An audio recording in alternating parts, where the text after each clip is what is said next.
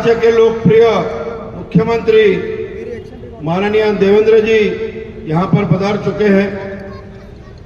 मुंबई शहराचे अध्यक्ष माननीय अमित साटम जी, जिल्ह्याचे अध्यक्ष नारायणमूर्ती शर्मा जी, मुंबईचे महामंत्री पवन त्रिपाठी जी, उपस्थित सर्व उमेदवार, इथे जमलेले सर्व अंधेरीकरांना मनापासून अभिनंदन करतो।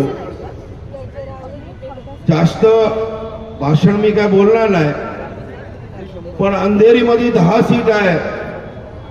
तुमच्या आशीर्वादाने आपण 10 सीट निवडून कसं येतील याचे प्रयत्न आपला चालू आहे। आज मोठे संख्येने आणि अंधेरीचे नामवंत असे नेते हा भारतीय जनता पार्टीमध्ये पक्षप्रवेश करतायत, त्यांच्याही मनापासून अभिनंदन करतो। परत महाराष्ट्र राज्यामध्ये महायुतीची सरकार आहे आणि मुंबईचा महापौर आपला बसणार आहे, तर आपला हा जिल्ह्याचा अंधेरी शहराचा विकास होईल। मी आपणास कडकडीची विनंती करतो की आता 4 दिवस उरलेले आहेत। 4 दिवसात आपण घराघरी जाऊन आपला उमेदवाराचा प्रचार करावा आणि महायुतीचे सर्व उमेदवार हा निवडून द्यावं अशी मी विनंती करतो। मुख्यमंत्री महोदय इथे आलेले आहेत। मुख्यमंत्री महोदयांना विनंती केलेली आहे की अंधेरी पूर्व विधानसभेत हा वेळी आपले सर्वचे सर्व उमेदवार हा निवडून येतील अशी परिस्थिती आता सध्या आहे। आपला सर्वांवर माझा विश्वास आहे। तुम्ही मला आमदार 25,000 मताधिक्याने निवडून दिला, तसंच आपले जे महायुतीचे उमेदवार आहेत त्यांना आपण निवडून द्या अशी मी विनंती करतो आणि जास्त भाषण करणार नाही। आता आपल्या समोर लवकरच मुख्यमंत्री महोदय येतील। मी आपल्या सर्वांना मनापासून अभिनंदन करतो की आपण वेळेवर आले, ते बद्दल आपल्या सर्वांच्या मनापासून अभिनंदन करतो। महाराष्ट्र राज्याचे मुख्यमंत्री स्टेजवर येत आहेत।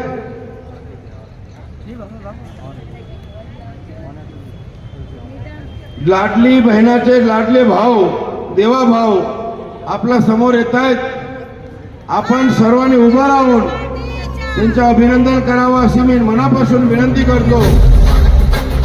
लाडली बहिणीचे लाडले भाऊ, महाराष्ट्र राज्याचे विकास पुरुष, महाराष्ट्र राज्याचे लोकप्रिय मुख्यमंत्री देवेंद्र फडणवीस आपल्या समोर येत आहेत।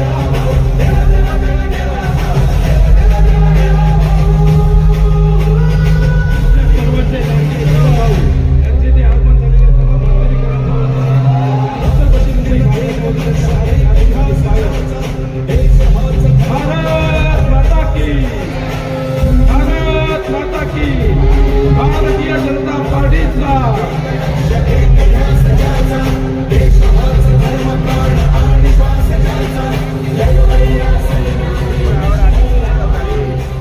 सर्वप्रथम माननीय मुख्यमंत्री आदरणीय देवेंद्र फडणवीस साहेब यांचं पुन्हा एकदा मी स्वागत करतो आणि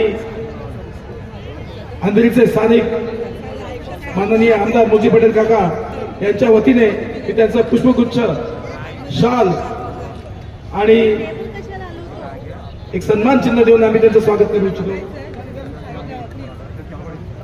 भारत माता की, भारत माता की, वंदे वंदे, सियावर रामचंद्र की, पवन सुत हनुमान की, जय जय श्री राम।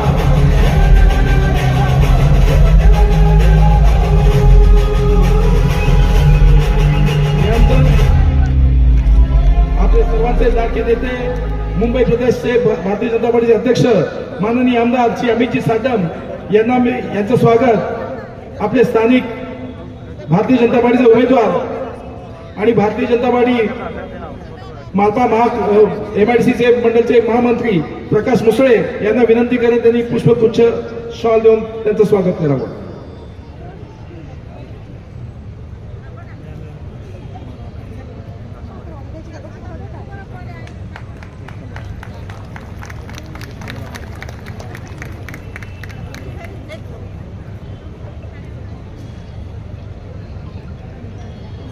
भारत माता की, भारत माता की.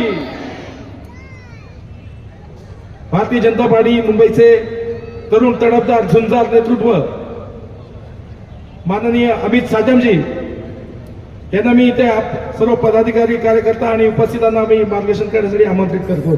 माननीय अमितजी.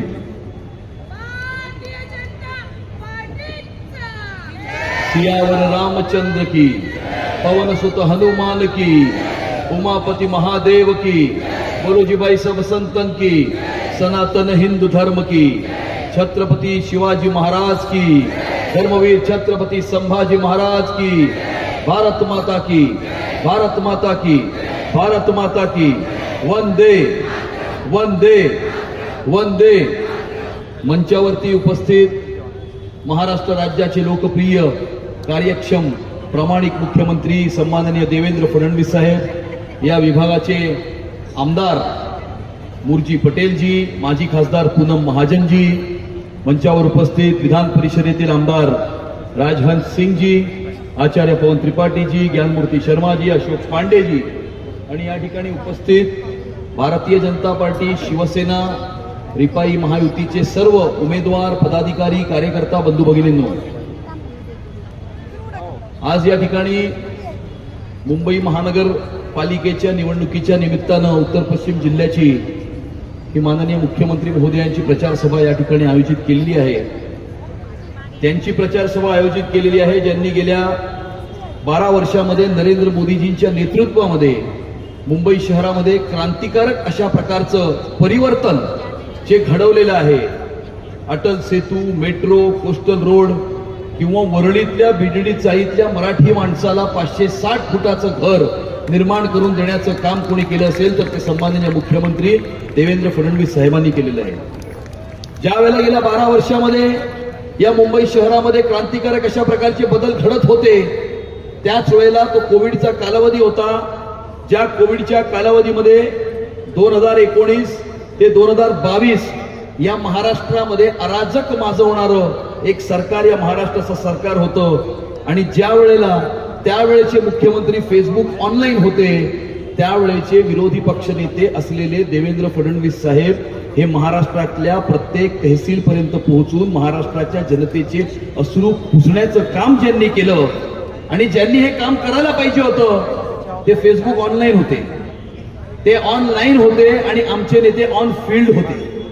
ज्या वेळेला 2-2 हजार रुपयाच्या रेमडेसिवीरसाठी मुंबई शहराची जनता वण फिरत होती, त्यावेळेला हे कोविडमध्ये भ्रष्टाचार करत होते. यांनी ऑक्सिमीटर नाही सोडला, थर्मोमीटर नाही सोडला, PP किट नाही सोडले, बॉडी बॅग्सही सोडल्या नाहीत.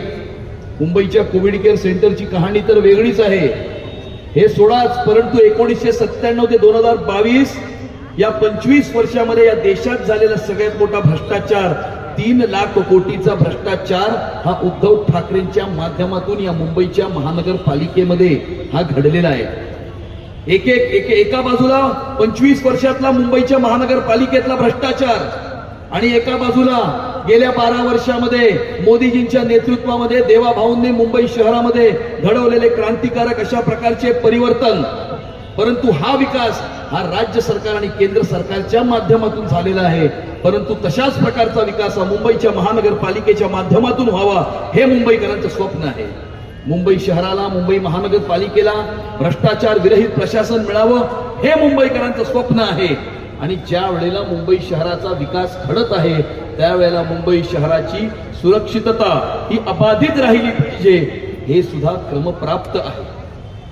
दरवेळेला मुंबईच्या महानगरपालिकेच्या निवडणुकीच्या 6 महिने आधी यांना मराठी माणूस आठवतो, मराठी माणसाचा कळवळा येतो, तेच डायलॉग, 30 कॅसेट ही परत वाजवली जाते आणि निवडणुकांच्या नंतर मराठी माणसाला, मुंबईला आणि मुंबईकरांना हे विसरतात. आम्ही जसं गेल्या 12 वर्षामध्ये केलेली 10 कामं दाखवतो. आमचं चॅलेंज आहे की उद्धव ठाकरेंनी मुंबईच्या महानगरपालिकेमध्ये राज्य करत असताना 25 वर्षामध्ये केलेलं एक काम दाखवावं. त्यांनी केलेलं एक काम दाखवावं. आम्ही गेल्या 12 वर्षामध्ये केलेली शेकडो कामं ही मुंबईकरांच्या समोर ठेवत आहोत.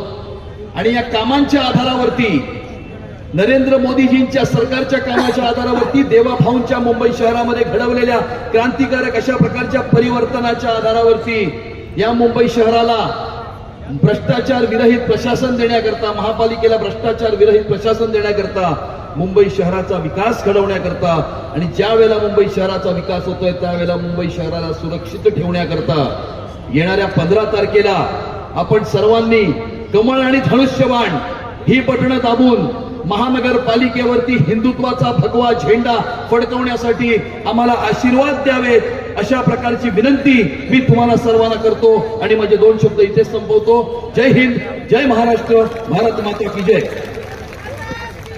धन्यवाद अध्यक्ष महोदय.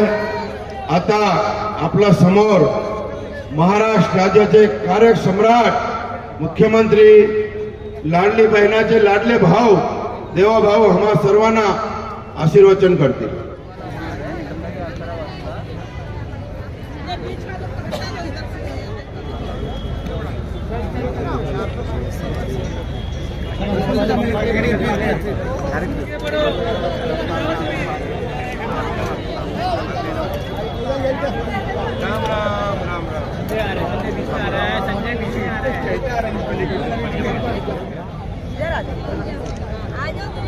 अरे 5 साल या भगवान से दूर रहना. जब से अभी 5 साल लेडीज वार्ड है ना इधर अभी.